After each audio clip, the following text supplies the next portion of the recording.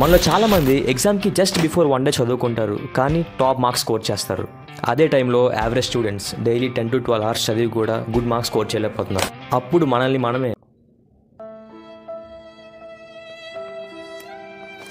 నా వల్ల కాదని ఇంక చదవలేను అని క్వశ్చన్ చేసుకుంటాం. కానీ నేను చెప్పినట్లు 6 hours ఆఫ్ స్టడీ చేసి 12 hours ఆఫ్ స్టడీతో వచ్చే మార్క్స్ కంటే ఎక్కువ స్కోర్ చేయొచ్చు. ఇది ఇంపాసిబుల్ అనిపించినా ఇది 100% ట్రూ. నేనైతే ఈ స్టెప్సే ఫాలో అయ్యి నా 10th and 12th క్లాస్లో 95%, అలాగే నా ఎంసీ బాగా స్కోర్ చేసి నా బీటెక్ జర్నీ స్టార్ట్ చేసి నా ఫస్ట్ ఇయర్ ఆఫ్ బీటెక్లో 9.6 CGPA తెచ్చుకున్నాను. సో ఇదైతే హార్డ్ కాదు, మీరు కూడా ఇది అచీవ్ చేయొచ్చు. సో మీలో ఎవరైతే స్టడీస్పై కాన్సన్ట్రేట్ చేయలేకపోతున్నారో, అలాగే చదివింది గుర్తుండడం లేదో, నో వరీస్.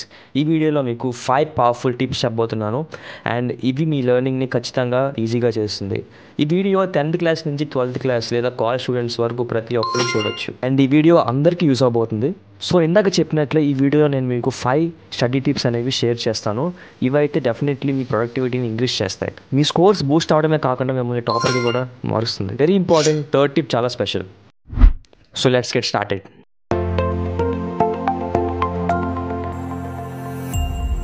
ఫస్ట్, మీ స్టడీ ఎన్వైర్న్మెంట్. మీ స్టడీ స్పేస్ గురించి మాట్లాడుకుందాం. మీరు స్టడీ చేసే ప్లేస్ చాలా క్లియర్ అండ్ డిస్టర్బెన్స్ ఫ్రీగా ఉండాలి. ఒకసారి నా ఇంటర్మీడియట్లో ఎంసెట్ ప్రిపరేషన్ కోసం నా క్లాస్లో ఒక కార్నర్ బెంచ్ పిక్ చేసుకొని అక్కడ స్టడీ చేసుకునేవాడిని అనమాట 2 months వరకు. నాకైతే ఆ ప్లేస్ పర్ఫెక్ట్ కాన్సన్ట్రేషన్ ఇచ్చింది. ఎలా అంటే స్టాప్ వాచ్లో 60 minutes టైమర్ పెట్టుకొని 30 questions సాల్వ్ చేయడానికి ట్రై చేసేవాడిని. స్టడీ తర్వాత 60 minutesకి 10 minutes బ్రేక్ తీసుకోవడం అలవాటు చేసుకునేవాడిని. సో ఇలాంటి షార్ట్ బ్రేక్స్ తీసుకోండి, బట్ స్టడీ టైంలో ఎలాంటి డిస్ట్రాక్షన్స్ని మీ దగ్గర రానివద్దు.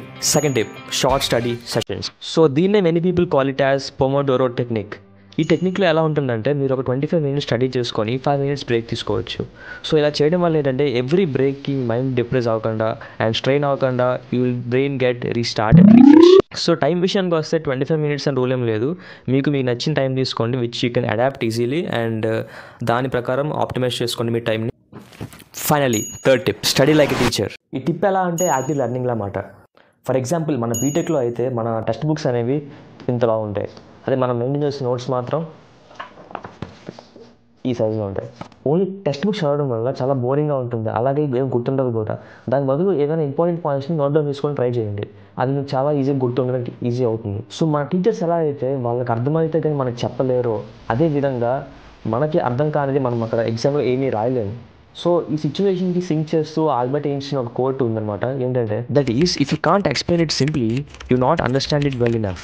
So try to understand the concepts very clearly. ఎందుకు ఇలా అంటున్నానంటే మీ కాన్సెప్ట్స్ ఎంత క్లియర్ అయితే అంత ఈజీగా ఎగ్జామ్లో యూ కెన్ పర్ఫార్మ్ అనమాట. అంత ఎక్కువ రాయగలరు ఎగ్జామ్లో, ఎలాంటి ఇబ్బంది ఫేస్ చేయగలరు. డౌట్ వస్తే మీ దగ్గర ఇంటర్నెట్ ఉంది, మొబైల్ ఉంది, యూట్యూబ్ ఉంది.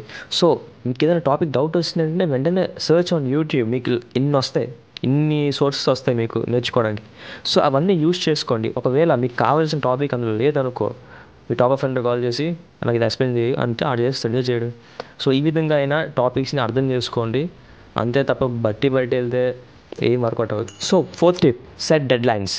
మీరు ఎవరైనా టాపర్ని చూస్తే వాడి టైంని ఎఫిషియెంట్గా మేనేజ్ చేసుకుంటాడు. ఎందుకంటే వాడు నెక్స్ట్ డే చేయాల్సిన వాడిని ఆ బిఫోర్ డే నైటే ప్లాన్ చేసుకుంటాడు. సో దట్ వాడికి ఏం చేయాలన్నా ఆలోచించాల్సిన టైం వేస్ట్ అవ్వదు. సో ఈ just progress into your work అనమాట. సో అలాగే మీరు కూడా ఏదైనా వర్క్ చేయాలనుకుంటే వెంటనే ఫిక్స్ అయిపోయింది మైండ్లో, నాకు ఈ టైం కల్లా ఈ వర్క్ కంప్లీట్ అయిపోవాలి అని డెడ్ లైన్ పెట్టుకోండి మైండ్లో. సో ఇది పెట్టుకోవడం వల్ల ఏంటంటే your mind tends to work 2 times faster అనమాట. సో ఇలా ఫాస్ట్గా పనిచేయడం వల్ల మీ వర్క్ కంప్లీట్ అవుతుంది, మీ ప్రోగ్రెస్ ఇంప్రూవ్ అవుతుంది, along with your productivity improve అవుతుంది. So fifth tip, following Pareto principle. మీ సిలబస్ బుక్లో 20% ఆఫ్ ది కాన్సెప్ట్స్ నుంచే 80% ఆఫ్ మార్క్స్ అనేవి వస్తాయి. సో ఈ పారెటో ప్రిన్సిపల్ ఏం చెప్తుందంటే ఫోకస్ ఆన్ ద 20% కాన్సెప్ట్స్ అనేది.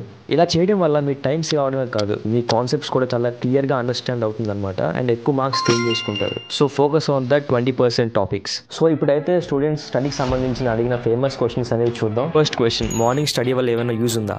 మీకు సూటబుల్ అయితే ఓకే, నైట్ స్టడీస్ కూడా వర్కౌట్ అవుతాయి, బట్ నాకైతే morning is the best time, ఎందుకంటే అప్పుడు బాగా ఫోకస్ చేయొచ్చు.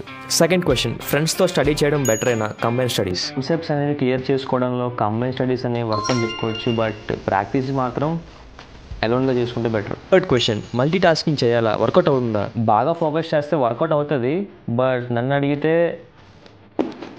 అవాయిడ్ చేయమని చెప్తా. సో ఇవన్నమాట మోస్ట్ ఫ్రీక్వెంట్లీ ఆస్క్డ్ క్వశ్చన్స్ అనేవి.